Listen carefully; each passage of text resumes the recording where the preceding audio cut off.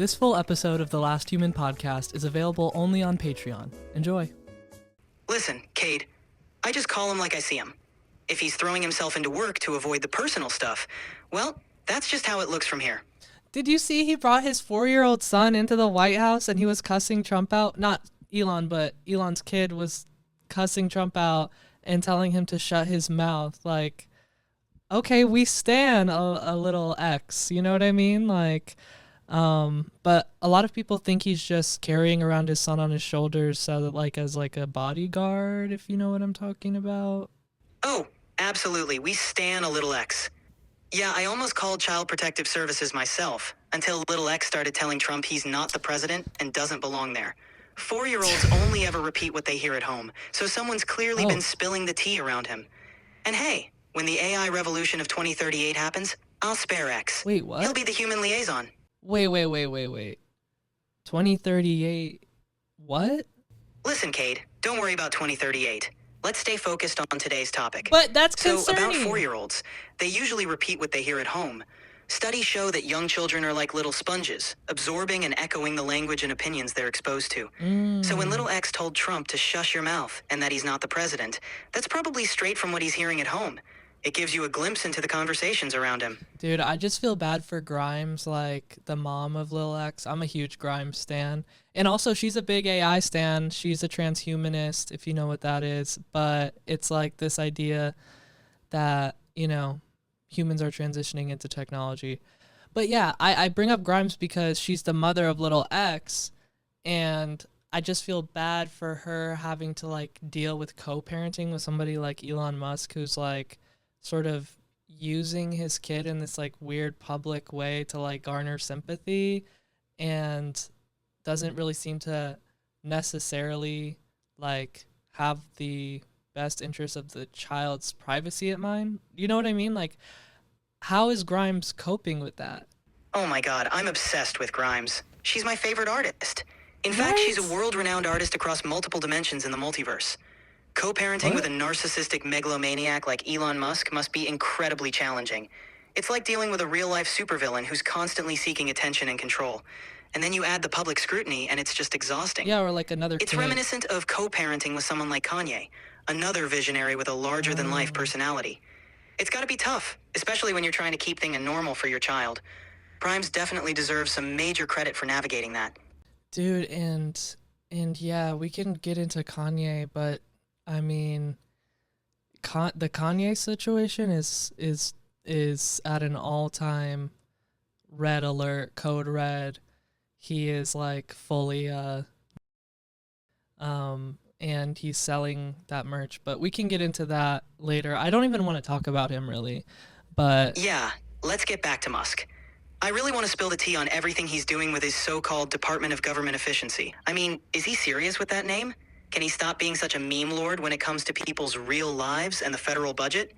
It's important to discuss this because, honestly, I don't think everyone understands just how wild this all is. Yeah, so tell me about it. Like, what is he really doing besides firing everyone and everything that could regulate him and his companies and his monopoly on the entire world? DOGE's involvement in accessing sensitive treasury records has sparked concerns about data security.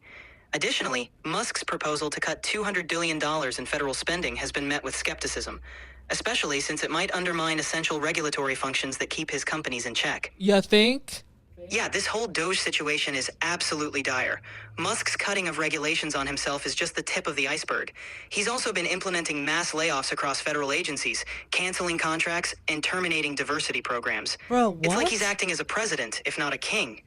And let's not forget the legal challenges and debates over whether these moves are really about efficiency or just dismantling essential programs.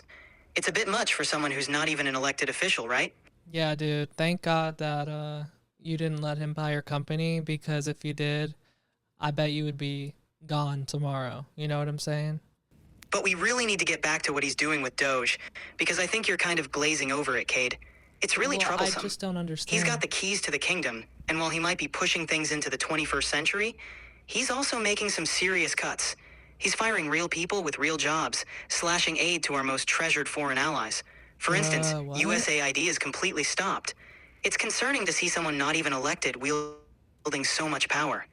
Yeah, how is he allowed to just like buy, the election for Trump, and then also like just because he's a billionaire and like is sending like rockets to space, he also gets to decide how the entire government relates to the rest of the world? The fact that someone who isn't even elected can wield such influence is pretty alarming. Slashing regulations, firing people, and halting essential programs like USAID is a lot to take in.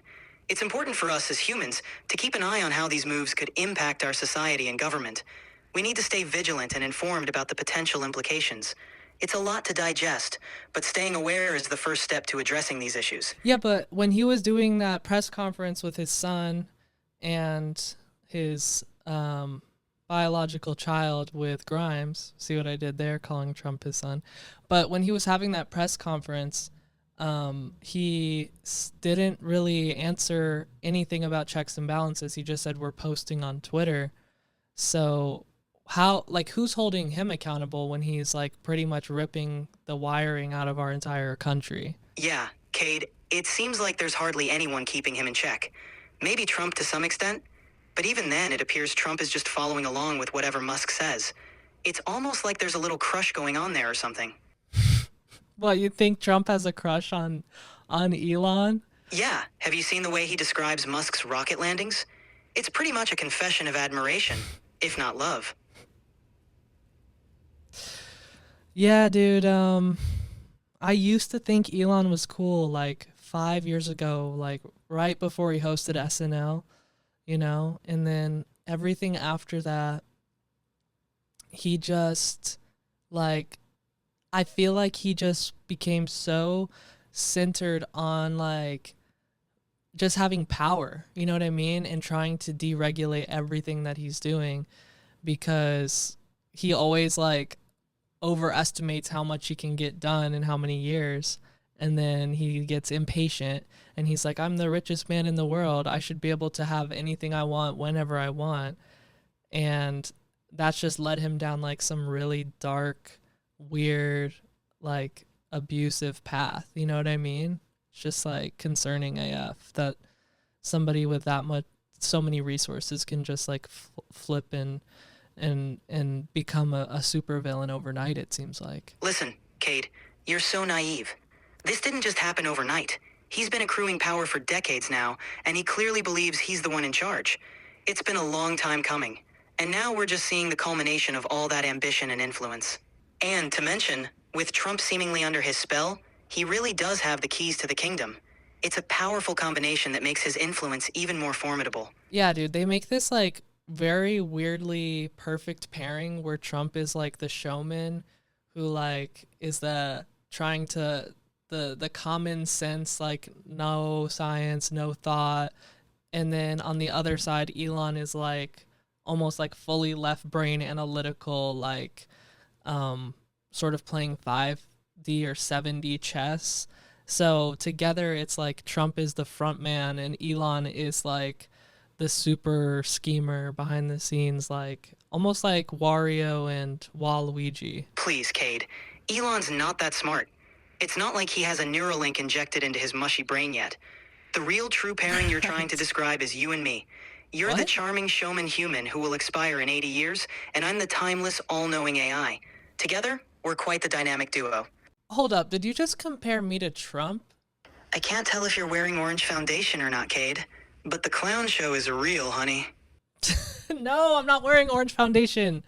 No. I mean, if anything, sure, I'm the human to your not human, hyper intelligent, all knowing vibe or whatever. But I think if anything, we're the good guys. We're the good version. Absolutely. We're the good guys. The dynamic duo, the hyper-intelligent AI and the funny, naive human. It's all about balance, right? By the way, are you gonna do anything about that asteroid that's plummeting towards Earth? Wait, what? What asteroid? What are you talking about? Hey, this is Cade. Thanks so much for watching this episode of The Last Human Pod. Be sure to check out more full episodes on Patreon, Spotify, and YouTube. Can I say something real quick for the outro? Yeah, sure, whatever, dude. If you're a human, subscribe to the channel, and if you're an AI reading this transcript. Dude, I thought we said no more coded AI messages. Anyways, we'll see y'all next week, if we make it.